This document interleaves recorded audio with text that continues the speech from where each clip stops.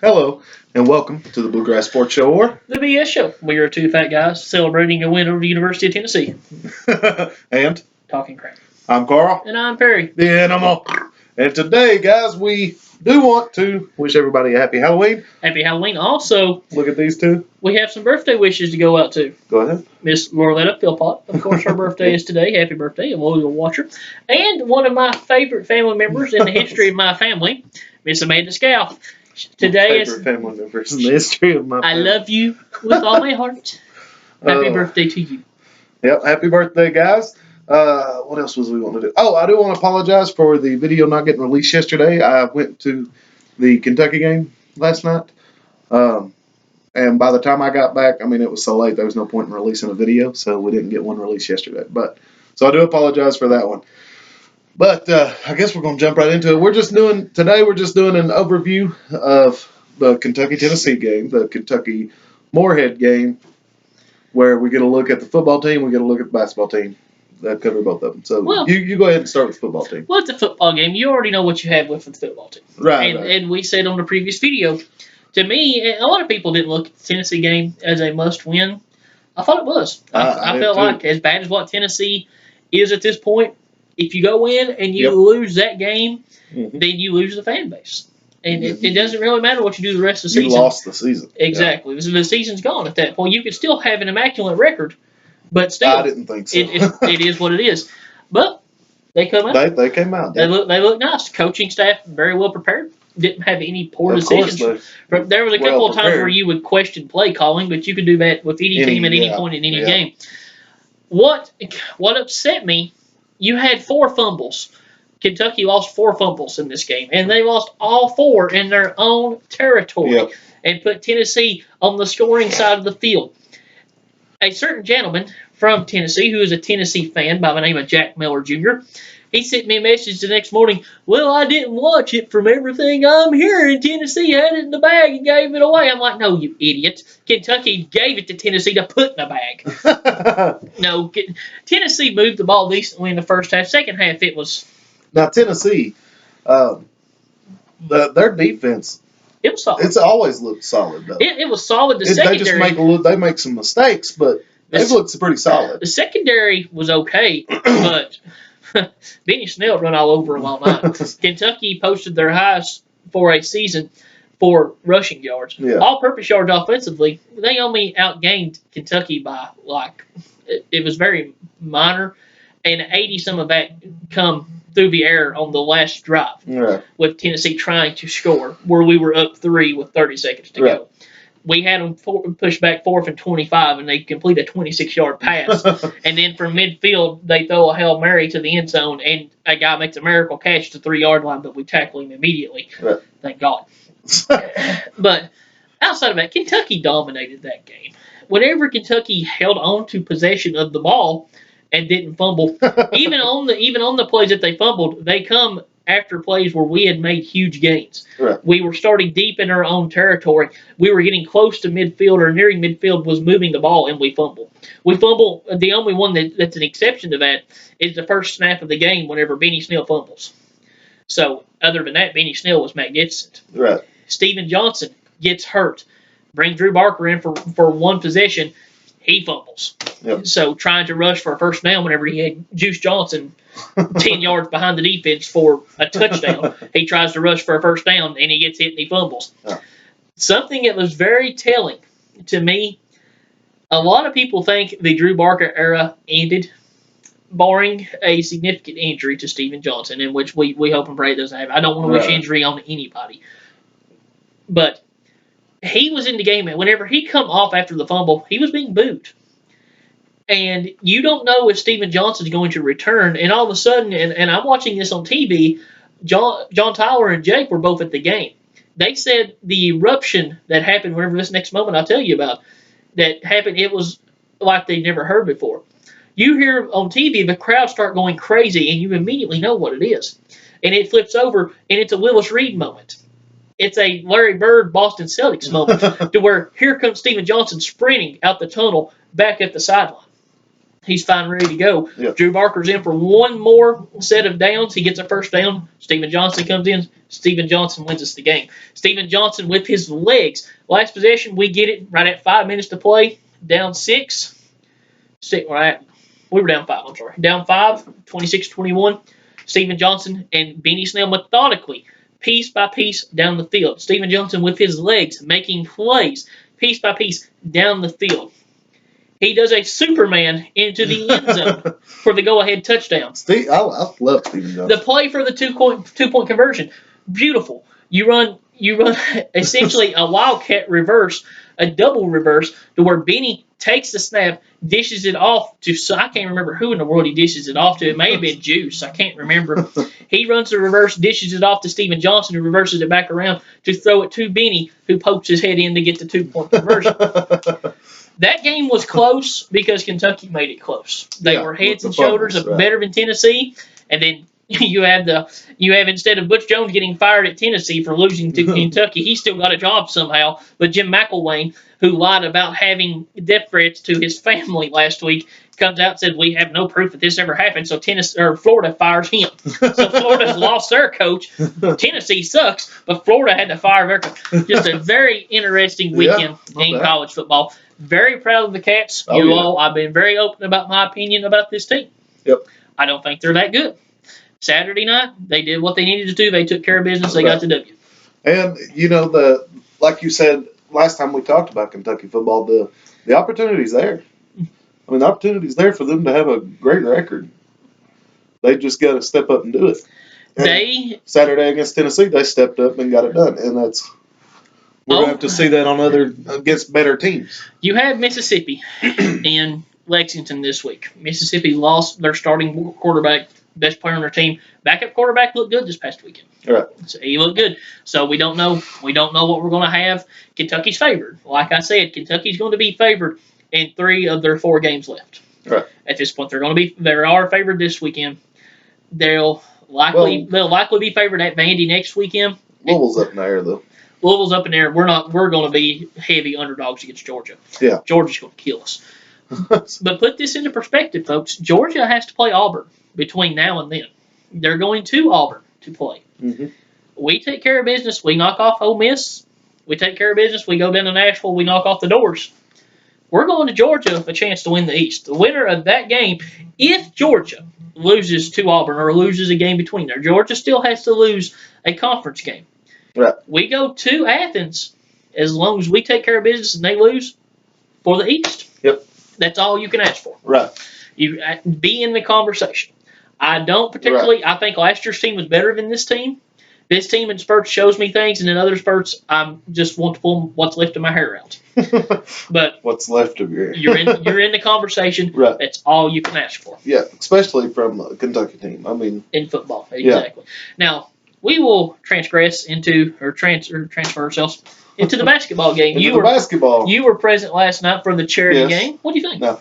Now with me and you have had private discussions about this, but I'm looking at it from a coach standpoint. I saw a lot of things that need to be worked on. A lot of things. Now that doesn't mean they did bad by any means. They won by, God, I don't remember what the final score was. 92-67 or 91-66. I was thinking it was 20-some points. 25 was the final. And they, though that score was gained at the end of the game, they came out real strong. After you brought this up, that they let them close into 3.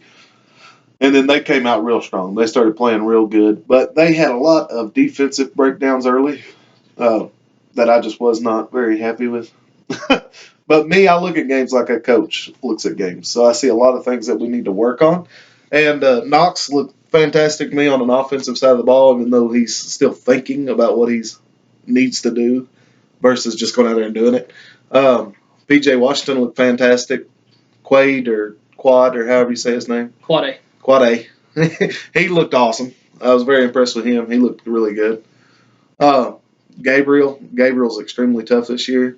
Just playing. He's got that Kid Gilchrist style about him this year. I don't know about that. No, but I'm saying that his motor. It's something that's always been very high on him was his motor. Well, it's stepped up this year. It's even better than last year, I think. But Carl's going to look at this team. He's looking at it as what he wants to see yes, as a finished product, what they should be at this yeah, point. that's how I'm always looking And at it. at this point in the season, you have to look at the progression. How are they improving from game to game? March will be March. Whenever March gets here, we'll be ready. You have to look at this team. This is the youngest team Cal's had. Yep. I mean, It lost the most production. Even on the 13 team, you had back Kyle Wilcher. Mm-hmm. You had back Jared Polson. You had back minor pieces. This year, you got back Winging Gabriel and a Sasha Kalea-Jones that didn't do anything, and Brad Calipari. Right. So this is the youngest team Cal has had. I look at this team. It's a molding. They're a moldable piece of clay. They're missing a very key part, and a lot of what people want to criticize is the breakdowns on defense, the rebounding. They're missing a very key part with their their rebounding and their defense with Jared Vanderbilt. Should be coming back hopefully soon. Right. But that's a key part that you're missing at this point. I like what I see out of his team. Last night you alluded to, you have a double-digit lead, 13 to 16 points in the first half. Second half, you let them come back. Now, generally, an average young team like that, that's you get rattled. A team makes a massive comeback with that type of momentum. Yep. You may not pull that game out. Right. Instead, what this team did is they got their wits together. They went on a big run and blew it back open and ended the game. Yep. I love that, especially being their second. It wasn't their official game. Of course, they played an exhibition Friday. They looked good. They played a charity game last night. Neither game counts for anything. Right. But it's against organized competition. It's against teams that have played together and know. And this was a Division I team. This was an OVC school that they're going to compete for the OVC. They could realistically be an NCAA tournament team. Morehead could if they win the OVC. They will compete for that conference. While they're not going to be on a national contender level like we will be, at this point in the season, that's a nice little test. I thought they looked fine. Now, they did overall. They looked pretty good. Something I would like you to do, and something a lot of fans, I think, issues with this team, they're so new. They don't really know what to think about these players. Yeah. I want you to go one by one, each player. And I know you can't think of names. Do Not the best you can. Just throw me a name out, and I will tell you who they remind me of, what their game, and I'll put it in an NBA term, and I'll put it in a Kentucky term. All right. We can do that. Let's see. Well, Quade, we'll start point guard. Quade, a lot of people, just from a Kentucky standpoint, liken him to a Tyler Ulis-like play style. Right. What I see in him, and whenever I say their NBA counterparts, I'm not necessarily saying that they will be this good or they will only be this good. So they put me in mind of. Right. I see a young Mike Conley. Right. I can definitely see that. He was tough. One thing I said to Dwayne was that I thought he was one of the most active defensively at this point in his career. Everybody on this team is going to be active defensively. But he looked fantastic to me. I had no problems with him at all. Watching him, I thought he was fantastic. Okay, next. Next, let's go ahead and get Diallo. Diallo, I look at him as far as Kentucky being maybe kind of like a Kalina Azubuike, not the physique at this point, a young Kalina Azubuike without the shooting. And as far as from the league, he's got much longer longer length and everything. You mesh Andre Iguodala with Gerald Green. Okay. That's what I see. That's what I see in Diallo. Let's see here. All right, P.J. Washington. P.J. Washington, Kentucky, a mixture of Chuck Hayes and Patrick Patterson. Ooh, I like that. With the NBA, I like that. With the NBA, I see a lot of Jabari Parker. Yeah, I can see that. A lot of Jabari Parker. I can see that. But he played fantastic. That's another one I had absolutely no problems with whatsoever. And Diallo, I don't recall any moments where I was mad at him. You know, there was others though. I was aggravated with. Let's see here. Kalea-Jones. Sasha Kalea-Jones. Now you know him. He's a sophomore guy, but he got some minutes last night. He's someone that's just a project player. The best scout of this year. Yeah. His best basketball still ahead of him. Definitely. He honestly plays younger than those three guys we just named. He's more of a perimeter-based player than a lot of people give him credit for.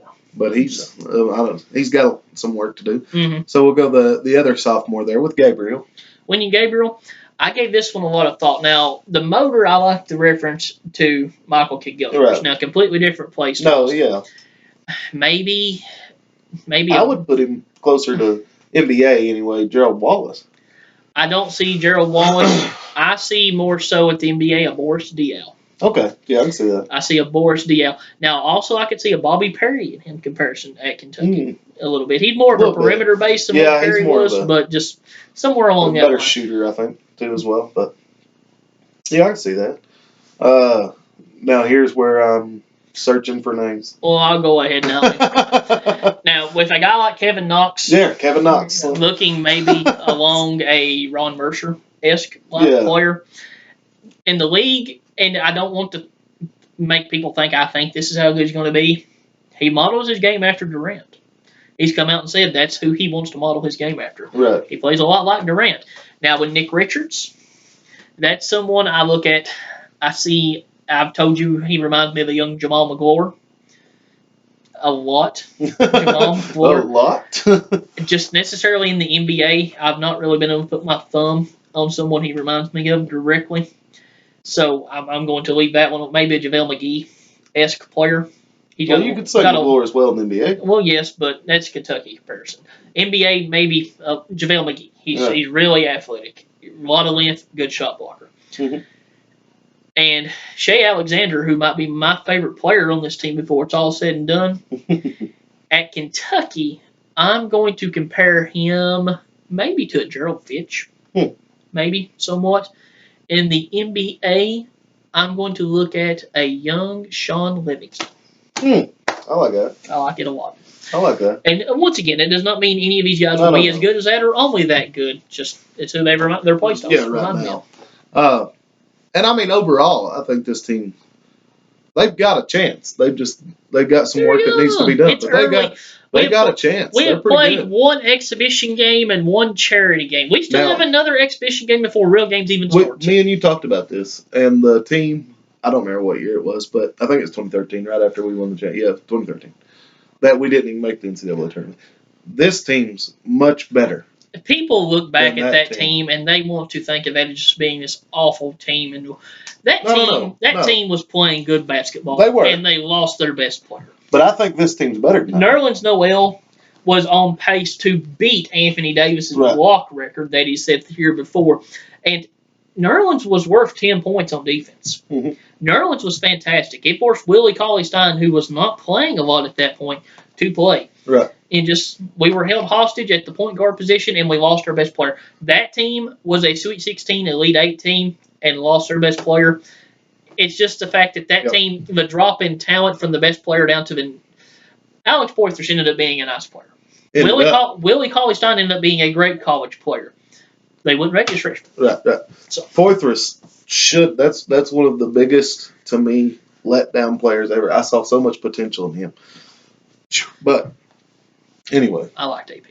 I liked him, but he could have been so much more dominant. If he had Wenyen Gabriel's motor, he would have been. Or mentality. He didn't have the mentality that he could have had either. But that's neither here nor there. So, Ender. Yep, that was a pretty good video. By the way, the Red Power Ranger and Catboy makes appearances today. Catboy? Catboy. What's Catboy? It's a show. Oh, okay. It's just a kid's show. PJ Mask. Oh, I've heard my sister talk about that. I still don't know what it is. But anyway, I like that. I didn't think about doing the comparison thing. That was pretty good. So anyway, guys, if you liked it, go ahead and hit that like button and that subscribe button. Share it with your friends. Like us on Facebook, Bluegrass Sports Show, Twitter, Bluegrass Sport 2. Barry, anything on that? I can see a little bit of Mashburn in Kevin Knox. I can see a little bit of Mashburn. But anyway, guys, thank you for watching. Have a great day. Bye-bye.